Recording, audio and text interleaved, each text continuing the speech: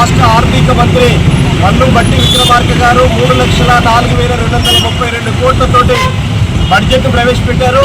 ఈ రాష్ట్రంలో దళితులు సుమారు 18% మంది ఉన్నారు. ఈ జనాభా దామాషా ప్రకారంగా నిధులు కేటాయించలేదు. కాగితాల్లో అంకెలు పెంచుతూ గత ఏడాది 33,000 కోట్ల రూపాయలు ఎస్సీ అభివృద్ధి శాఖ కేటాయిస్తే ఈసారి 40,000 కోట్లు కేటాయించడమని చెప్పి సంబరాలు జరుపుకుంటున్నారు. మేము కోరేది ఏమిటంటే గత ఏడాది కేటాయించిన డబ్బులలో 30వ వంతు ఖర్చు పెట్టలేదు. అంటే 100% ఖర్చు పెట్టకుండా కేవలం 30% మాత్రమే ఖర్చు పెట్టి ఈరోజు దళితుల అంకెలను పెంచుతున్నారు తప్ప దళితుల యొక్క సంక్షేమం చూడట్లేదు అనేటువంటిది బడ్జెట్లో అర్థమవుతున్నది. అందుకే ఎస్సీ ఎస్టీ సప్లాన్ చట్టం యొక్క ముఖ్యమైన ఉద్దేశాన్ని ఈ ప్రభుత్వం ఉల్లంఘిస్తుంది. ఆ నిబంధనలకు విరుద్ధంగా వ్యవహరిస్తోంది. దళితులు గిరిజనుల మౌలిక ప్రత్యక్ష ప్రయోజనాల కోసమే ప్రతి పైసా ఖర్చు చేయాలని చెప్పి చట్టం చెబుతూ ఉంటే దళితులకు కేటాయించిన నిధులన్నింటినీ దారి మళ్లించేటువంటి పని గత టీఆర్ఎస్ ప్రభుత్వం ఏదైతే చేసిందో ఈరోజు కాంగ్రెస్ ప్రభుత్వం కూడా అదే చేస్తూ ఉంది. మా ప్రభుత్వం దళితుల తరఫున నిలబడ్డది అని చెప్పి చెబుతూనే దళితుల నిధులు దారి మళ్లిస్తే ఎలా అనేటువంటిది మేము తెలియజేస్తున్నాను. అంతేకాదు ఈ ప్రభుత్వం చేదల ఎస్సీ ఎస్టీ డిక్లరేషన్ ప్రకటించింది. అందులో ఒక మాట చెప్పింది, గత టీఆర్ఎస్ ప్రభుత్వం దళిత బంధువులు అభివృద్ధి చేసింది, వాళ్ళ అనుయాయులకు ఇచ్చింది. 10 లక్షల రూపాయలు ఇచ్చి 2 నుంచి 5 లక్షల రూపాయలు లంచాలు కమిషన్లు తీసుకున్నది. మేమైతే 10 లక్షల రూపాయలని 12 లక్షల రూపాయలకు పెంచుతాం. దాని పేరు అంబేద్కర్ అభయాస్తంగా ప్రకటించింది. మరి ఏటా 750 కోట్ల రూపాయలు కేటాయిస్తున్న ప్రభుత్వం ఎందుకు ఇప్పుడు 1 నయా పైసా కేటాయించలేదు?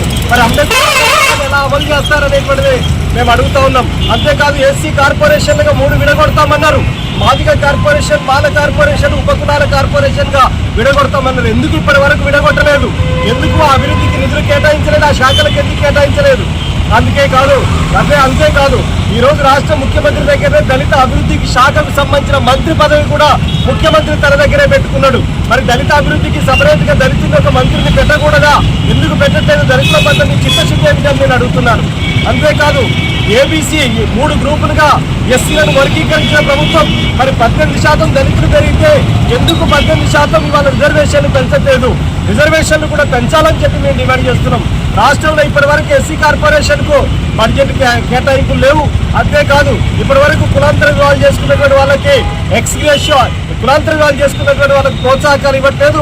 ఎస్సీ ఎస్టీ కేసుల్లో దాడులకు గురైనటువంటి వాళ్ళకి నష్టపరిహారం ఎక్స్గ్రేషియో ఇవ్వట్లేరు. మరి ఎలా ముందుకు సాగేది దళితుల యొక్క అభివృద్ధి?